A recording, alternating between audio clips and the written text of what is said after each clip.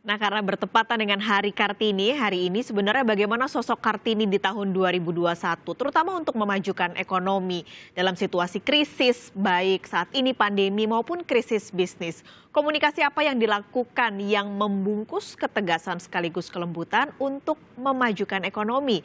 Pagi ini Kompas Bisnis sudah bersama dengan dua narasumber. Yang pertama, ada Kartini Pemulihan Ekonomi Nasional, Alia Karenina, sekaligus juru bicara Menko Perekonomian, dan juga kami undang Kartini Migas, Fajriah Usman, VP Corporate Communication Pertamina. Selamat pagi, Kartini masa kini. Selamat pagi, Mbak Ibu Fajriah. Selamat pagi. Saya ucapkan selamat Hari Kartini juga untuk Ibu Alia dan juga Ibu Fajriah. Saya akan ke Bu Alia terlebih dulu untuk berdiskusi soal makna perempuan, makna Kartini di tahun 2021 ini, terutama di pemulihan ekonomi. Ibu Alia banyak berkecimpung di pemulihan ekonomi, terutama saat pandemi ini. Sebenarnya sejauh mana daya dorongnya perempuan pada pemulihan ekonomi, Bu Alia? Ya, sebelumnya saya memulai dengan mengucapkan selamat Hari Kartini untuk Mbak Riri dan juga Ibu Fajriah dan seluruh perempuan Indonesia yang menyaksikan Kompas TV pada saat ini. Kalau misalnya kita melihat tayangan sebelumnya, Ibu Desi sudah mengatakan memang peran perempuan itu dalam pemulihan ekonomi nasional sangat sentral karena memang ada sensitivitas sama empati yang digunakan oleh perempuan jika pada saat pembiayaan kredit gitu untuk memajukan usahanya. Yang kita sama-sama sadari, para perempuan Indonesia, bahwa perempuan itu memiliki kelebihan multitasking. Selain mengemban kewajiban mendidik dan mengasuh keluarga, perempuan juga mampu bekerja untuk menghidupi keluarga. Ini mungkin yang yang paling vital pembeda antara perempuan dengan laki-laki gitu ya, kalau misalnya biasa sering kita dengar. Dan untuk krisis pandemi saat ini, untuk COVID-19, sayangnya perempuan juga sangat terdampak, apalagi banyak perempuan Indonesia yang bekerja di sektor rentan seperti garmen, perhotelan, restoran, dan lain sebagainya. Dan banyak juga dari perempuan ini yang terpaksa kehilangan pekerjaan dan juga dirumahkan. Lalu untuk perempuan yang terpaksa bekerja di sektor informal, dampak pandemi terhadap mereka sulit diidentifikasi dan akses mereka terhadap sistem bantuan sosial juga terbatas. Nah, bahkan kajian dari Bank Dunia mengatakan setelah krisis keuangan Asia, angka pengangguran perempuan itu berada di beberapa poin persentase di atas angka pengangguran laki-laki selama 1 dekade setelah krisis.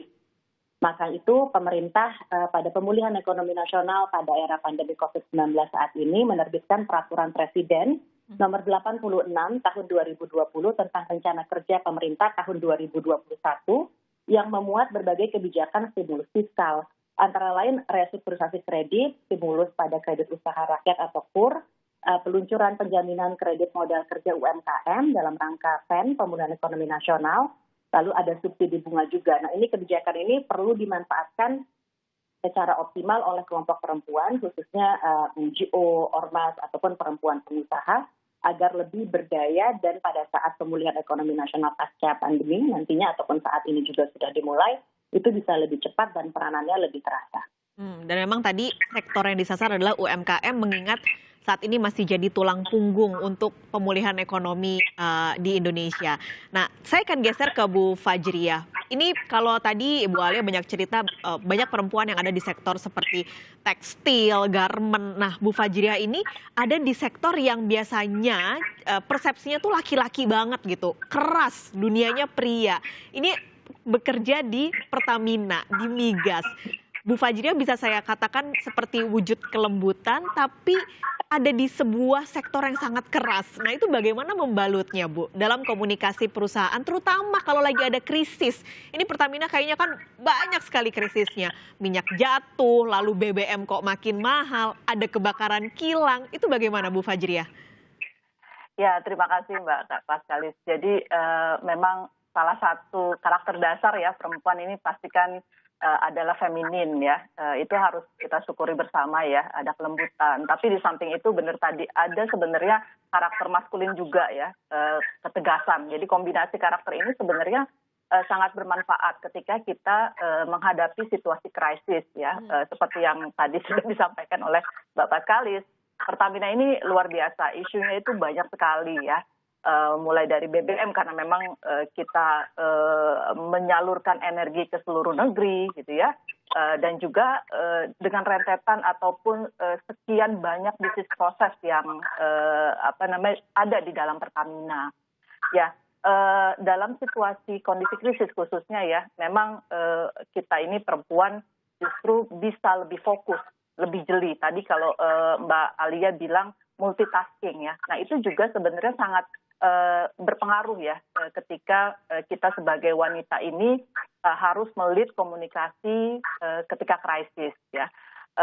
Memang ketika krisis ini kan semua tindakan kita ya pasti akan ada dampak negatif maupun positifnya, dan tugas kita dalam krisis adalah kita meredam dampak negatifnya. Nah, menurut saya salah satu wujud kelembutan dalam kebijakan perusahaan ketika krisis ini adalah kita harus care kepada masyarakat ya, terutama masyarakat terdampak ya. Karena komunikasi kepada masyarakat ini kan sifatnya humanis ya. Ini biasanya nih mungkin kalau untuk female ya atau wanita ini pasti kita akan perbanyak nih hal-hal komunikasi yang bersifatnya humanis. Pasti yang dikedepankan untuk bisa berhadapan dengan masyarakat, terutama masyarakat terdampak karena karena krisis dan sebagainya di perusahaan, ini pasti biasanya wanita gitu ya, karena lebih bisa menenangkan gitu ya masyarakat, tidak semata-mata kita hanya menyampaikan hal-hal yang bersifat operasional gitu ya. Operasional itu pasti ketika krisis harus dibenahi ya, tapi juga dibalance dengan hal-hal yang juga bersifat humanis. Jadi mungkin seperti itu ya Mbak, kalau kita coba untuk mengkombinasikan atau membalance antara tadi kelembutan dengan ketegasan di dalam komunikasi. Dan akhirnya dampak yang keluar menjadi lebih positif seperti kata Ibu Fajria. Saya kembali lagi ke Ibu Alia. Tadi Bu Alia sempat cerita sedikit soal ada beberapa program dari pemerintah soal kredit, lalu soal perempuan juga. Tapi apakah ada sektor khusus atau program khusus dari Kemenko Perekonomian yang memperhatikan tentang kontribusi perempuan secara umum, Bu Alia? Ya, Mbak Riri, mungkin dalam rangka pemulihan ekonomi nasional ada salah satu strategi yang dilakukan oleh pemerintah, dalam hal ini Kemenko Perekonomian, adalah Strategi Nasional Keuangan Inklusif atau SNKI. Nah, pada 9 Juni tahun lalu, Kemenko telah mengeluarkan Strategi Nasional Keuangan Inklusif SNKI Perempuan. Ini yang semakin menegaskan bahwa segmen perempuan merupakan segmen prioritas untuk mencapai target inklusi keuangan pada tahun 2024 sebesar 90%. Nantinya SNKI Perempuan ini akan menyediakan program komprehensif yang responsif gender bagi semua perempuan di Indonesia untuk mengakses semua layanan keuangan. Lalu akan dibangun juga lembaga keuangan ramah perempuan yang menyesuaikan layanan dan produk mereka untuk kebutuhan spesifik perempuan yang kita tahu, sama-sama tahu sangat beragam.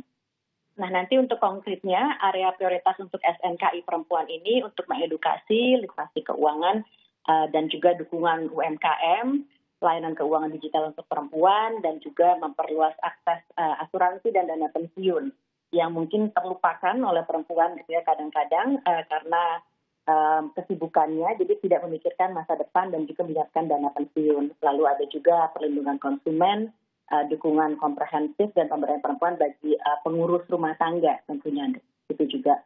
Lalu yang tidak kalah penting Mbak Pascalis, jadi tahun depan ini pemerintah Indonesia akan menjadi tuan rumah untuk G20. Nah, pada pertemuan G20 tahun 2022 mendatang, Kemenko Perekonomian sebagai co-sherpa akan membawa isu pemberdayaan perempuan pada pembahasan substansi nantinya pada pertemuan G20. Pada substansi Empower Initiative, rencananya pemerintah Indonesia akan membawa agenda penguatan keterlibatan sektor private dan publik dalam meningkatkan peran kepemimpinan perempuan, lalu juga meningkatkan peran perempuan dalam proses pengambilan keputusan sesuai dengan target SDGs. Seperti kita tahu beberapa target SDGs itu ada upaya menurunkan angka kematian ibu saat melahirkan, meningkatkan gizi ibu pada saat hamil, dan juga menyusui menjadi target-target penting dalam pembangunan berkelanjutan. Oke, ada sektor, ada prioritas yang akhirnya ditujukan oleh pemerintah untuk memajukan perempuan itu secara umum, atau tadi juga ada strategi keuangan untuk lebih memajukan keuangan untuk para perempuan Indonesia. Kalau menurut Bu Fajria, lebih spesifik di industri migas, peran perempuan dalam memajukan ekonomi itu seperti apa sih, Bu? Ya, terima kasih Mbak. Jadi kalau dari hasil survei ya, kalau untuk di migas ini memang kan masih male dominated ya.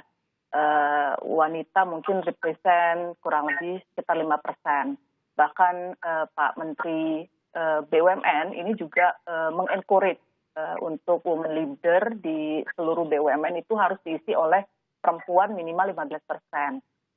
Jadi ini memang memberikan sekali ya kesempatan seluas-luasnya bagi para pekerja perempuan kita untuk bisa lebih berkarya dan juga bisa naik ke jenjang yang lebih tinggi. Nah, di Pertamina sendiri sebenarnya kita sudah represent lebih dari yang disampaikan oleh Pak Menteri ya. Kita bahkan dengan adanya Bu Nike Widiawati dan juga Bu Emma Direktur Keuangan, ini sudah sekitar lebih dari 30%. Namun memang secara total female di senior leader maupun di total pekerja ya mungkin untuk sektor migas ini memang masih jauh ya di bawah rata-rata mungkin dengan industri perbankan ataupun industri ekonomi lainnya. Jadi memang harus di-encourage lagi ya mengenai hal itu. Secara konkretnya perempuan memajukan perekonomian ini ya kalau di industri migas dengan memberikan kesempatan yang seluas-luasnya bagi para perempuan untuk bisa berpartisipasi ya secara profesional, terutama di industri migas, ini kita akan menciptakan kesetaraan gender pastinya. Inklusivitas yang juga meningkatkan produktivitas, pada akhirnya akan mempercepat pertumbuhan dan juga pemerataan ekonomi. Jadi kalau nggak salah memang ada riset ya yang menyatakan bahwa apabila perempuan ini memimpin suatu perusahaan atau suatu institusi, let's say ya, ini berdasarkan riset tersebut, secara kinerja keuangan itu pasti akan mendapatkan peningkatan sekitar 20-30%. Nah ini yang harus memang kita semua buktikan ya di para wanita-wanita hebat ini. Dan alhamdulillah memang untuk tahun ini pun tahun kemarin ya, alhamdulillah Pertamina meskipun kita terdampak dari krisis ataupun COVID ya, pandemi, kita masih bisa membukukan hasil yang positif ya, revenue kita juga bertumbuh ya, dan alhamdulillah kita bisa menyelamatkan seluruh ekosistem industri migas di tanah air. Ada ketimpangan pekerjaan antara laki-laki dan perempuan, lalu juga ada ketimpangan gaji. Salah satunya adalah adanya ketidakadilan di pendidikan buat laki-laki dan juga perempuan di Indonesia. Nanti kita akan bahas lebih lanjut, Bu Alia dan juga Bu Fajria, tapi kita akan jeda sejenak. Kompas Bisnis segera kembali.